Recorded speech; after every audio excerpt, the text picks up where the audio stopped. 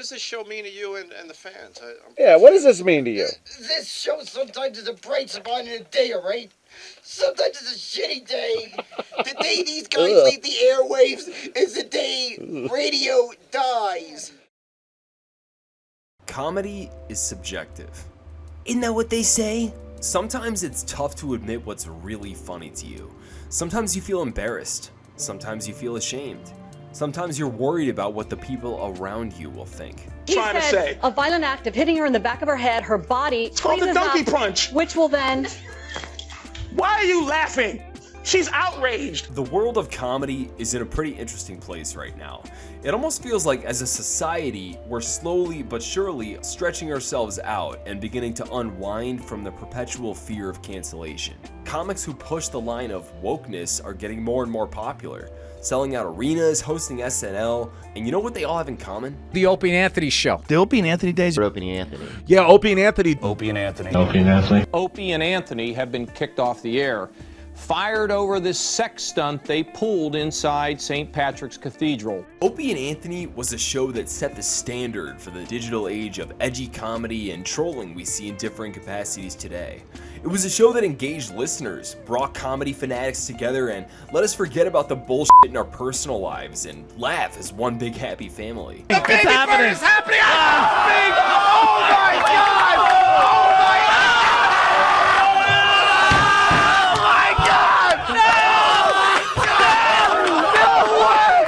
No way! He's wearing puke blackface. That was the greatest moment in radio history, period. It's impossible to top that. Yeah, That's impossible. It was a show that, unfortunately, I got into way too late. Opie and Anthony as we know it has been defunct since June 2014, following Anthony Cumia's firing and Jim Norton and Opie doing their thing, and then Jim doing his own thing after, and then Opie's firing in 2015. You know when I started listening? August of 2020. I bet a handful of you out there aren't unlike me either. I mean, admit it, you started listening after O&A were done. You know what helped me get through COVID? Opie and Anthony. You know what brought a smile to my face when it didn't work out with a girl I liked? Opie and Anthony.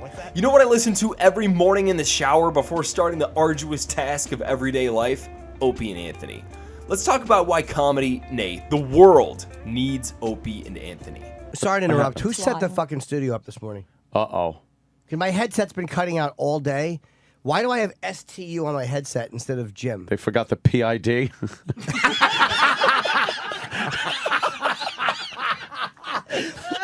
Doesn't even make sense. Pig stew.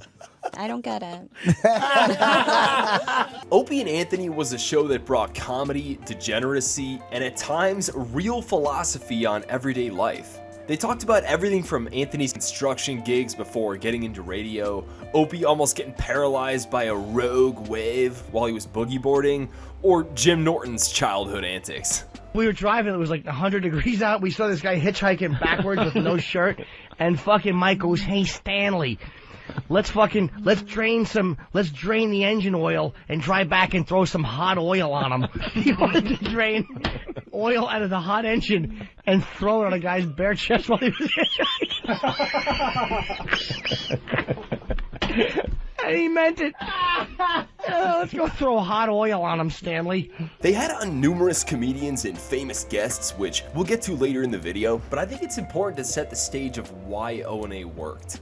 The guys themselves. I'm not talking biographies or life stories, no. This is about complimentary personalities. Hey, Elmo, you want to play Chernobyl? Yeah, do you want to play Chernobyl?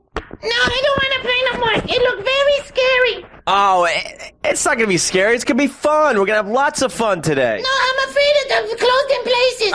Don't Let me in there, no. Don't worry about it. I don't want to go. I don't want to. And get him in there. Come on. Get him in there. Get him in there. Get him in there. Keep Elmo out. It's very scary in here. In the O&A world, it seems to break down like this. Anthony, funny guy. Opie, sucks. Jimmy, sweet boy. But I don't see it that way. And I think there's a lot more to break down. Let's remember, Anthony first got his start in radio because of Opie, who'd been doing radio since he was 18, man. But in all seriousness, really did help Ant get his foot in the door. And since Ope started as early as he did, he was able to develop his own style, around, find out, and with his own overnight shows, he learned to steer the ship and keep the conversation going. And by that same token, push the line. That looks good, but I am not touching it. You eat it, Andrew. No, it's some kind of a cinnamon. Put it down for a second.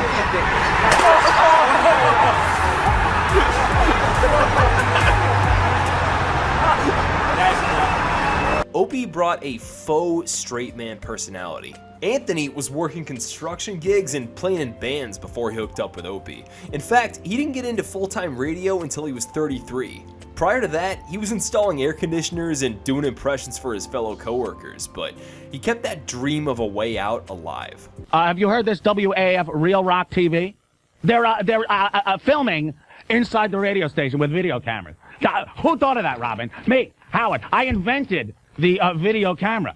Anthony brought a natural comic personality.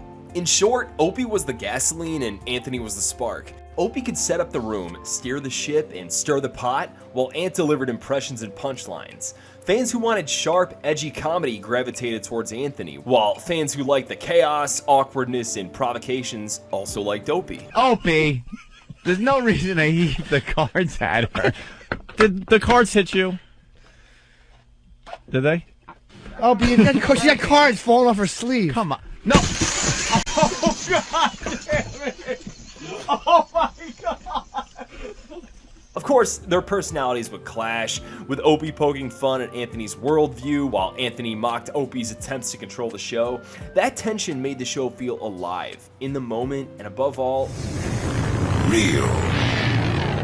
Throwing Jim Norton, a known snarky comedian, into the mix was like when they brought Danny DeVito into Always Sunny. It just worked so f***ing well, and you can't imagine him not being there. Were you supposed to be the ladies from Hogwarts? Yeah, we're Hogwarts bad girls. What's bad? Uh-oh. We're too cool for school. We're too hot for school. Yeah, I was too hot for school, too. I would put on the air conditioning. Look at that guy's hat. I hope he gets shot.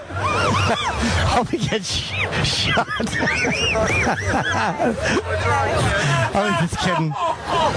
Obviously, there was audible tension towards the last few years of the show, which I know, elephant in the room, but I wanted to make sure that I hammered this home. Without Opie, Anthony might have been another funny guy ranting into the void in f***ing construction sites, but without Anthony, Opie might have been another shock jock stirring up empty drama who would have gone away in a few years. But they kept the Opie and Anthony show rolling for a full 19 years. So by that token, let's ask another question. What about Opie, Anthony, and Jimmy, aside from their complementary personalities together, made the show work for the modern age?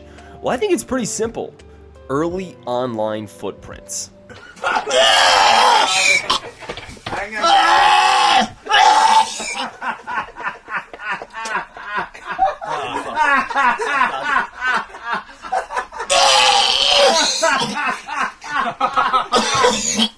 Even during the WNEW years in the late 90s and early 2000s, O&A would regularly reference and integrate content from the web. Viral videos, weird news stories, even photos from shock sites like Rotten.com and edgy animation from E-Bomb's World and Newgrounds.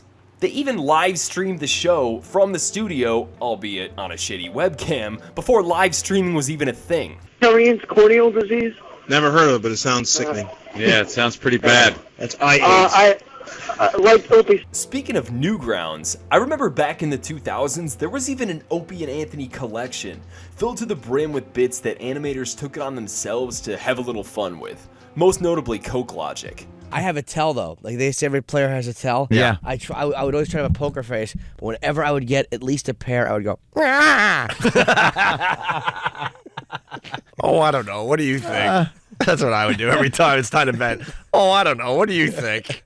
If I had nothing, I'd be dead face. But if I had a jack and then you threw me another jack, it'd be it's to you. And then I'd know what you had. You know it was at least a pair. Amateur animators from all over the country would take a swing using O&A clips, and it all culminated into the great Opie and Anthony Animation Festival.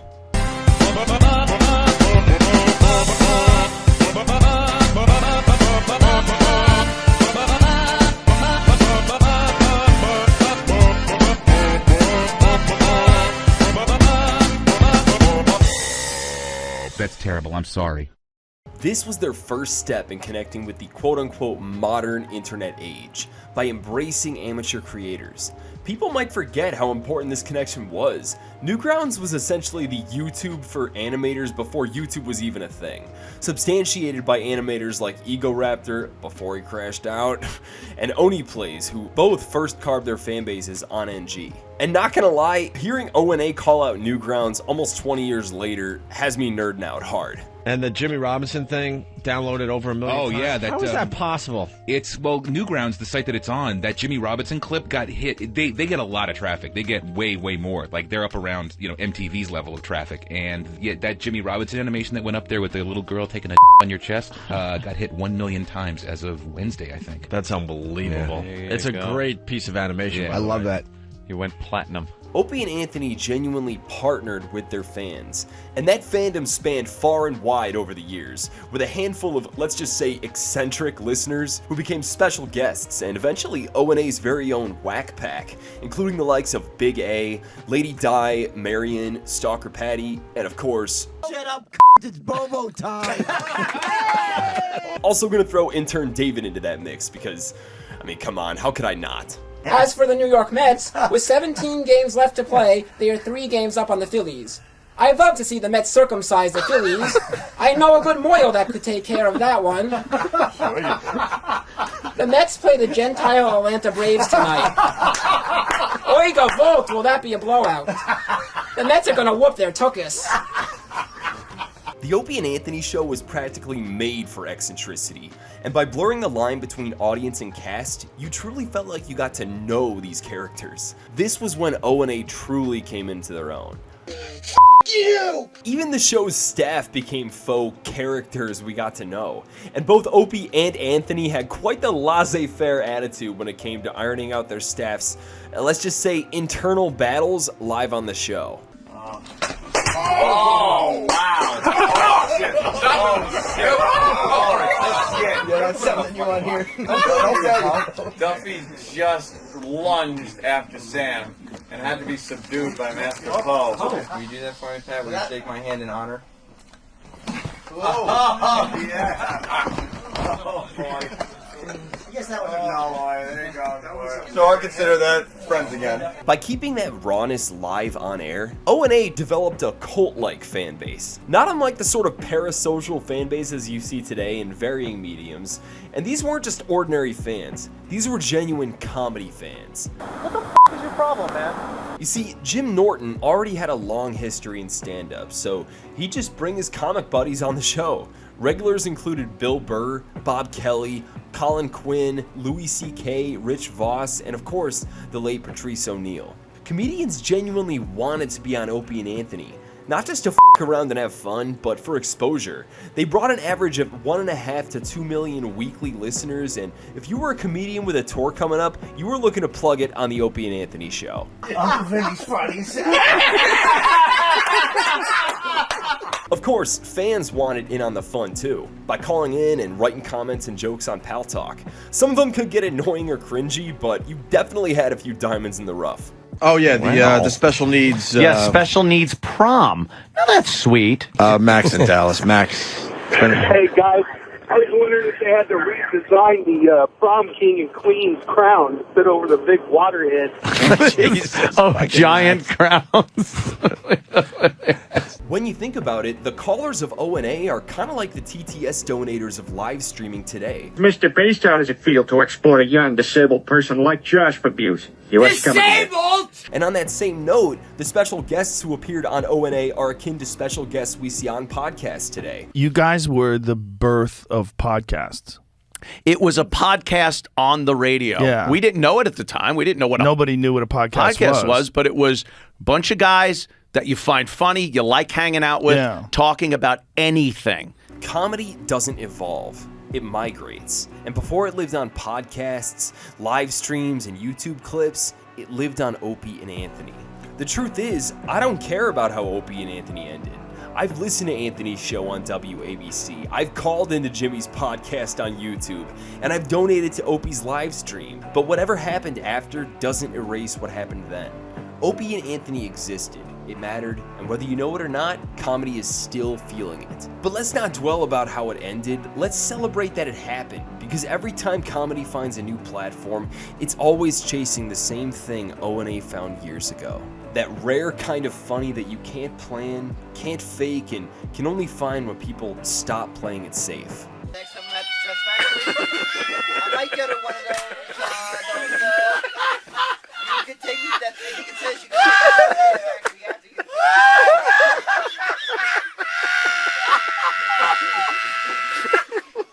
Alright, well, that's about it for this one. Before I get out of here, I want to recommend y'all check out the O&A archive channels on YouTube for hours upon hours of laughter.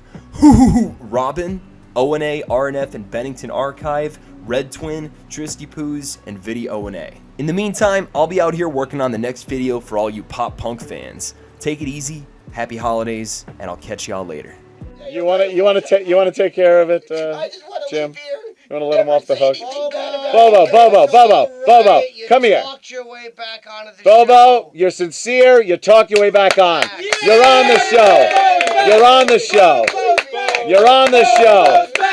Bobo's back. Bobo's back. Bobo's back. Now every listener is crying like he just was.